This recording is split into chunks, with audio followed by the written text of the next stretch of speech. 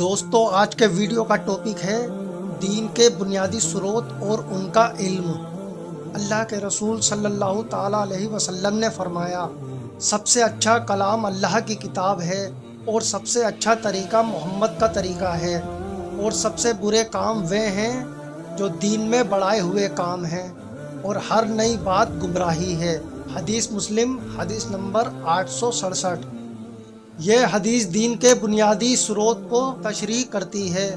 اللہ کی کتاب قرآن مجید سب سے اچھا کلام ہے۔ اس کتاب میں سارے ہی انسانوں کے لیے رہنمائی ہے۔ یہ کتاب ہمیشہ باقی رہنے والی اور محفوظ ہے۔ یہ رہنمائی اللہ کی دین ہے۔ اس قرآن میں ایسی تعلیمات اور ہدایتیں دی گئی ہیں کہ اگر انسان ان کے مطابق زندگی گزارے تو وہ دنیا میں کامیابی اور آخرت میں نجات اور کامرانی حاصل کر سکتا ہے۔ انسان اس راستے پر چل کر اللہ کی خوشی حاصل کر سکتا ہے اور اس کا پیارا بندہ بن سکتا ہے۔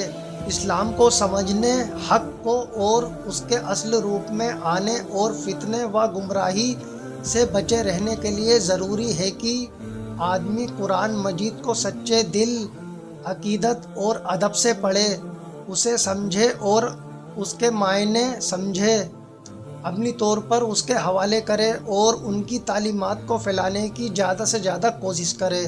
ایک حدیث میں ہے کہ اللہ کے رسول صلی اللہ تعالیٰ علیہ وسلم نے فرمایا، تم میں سب سے بہترین شخص وہ ہے جو قرآن کا علم سیکھے اور اسے دوسروں کو سکھائے۔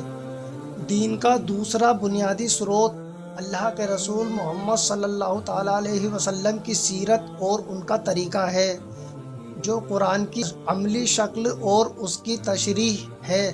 اسے قرآن سے الگ نہیں کیا جا سکتا۔ اسلامی عقیدوں، عبادتوں، اللہ کے حق اور لوگوں کے حق کی تفصیلی معلومات کے لیے اور اسلام کے سبھی حکموں کو سمجھنے اور ان پر چلنے کے لیے اور دین کے قائم ہونے کے سلسلے میں مکمل عملی نقشے سے واقف ہونے کے لیے نبی صلی اللہ تعالیٰ علیہ وسلم کی باتوں، کاموں، کیفیت اور ہدایتوں کو سامنے رکھنا ضروری ہے۔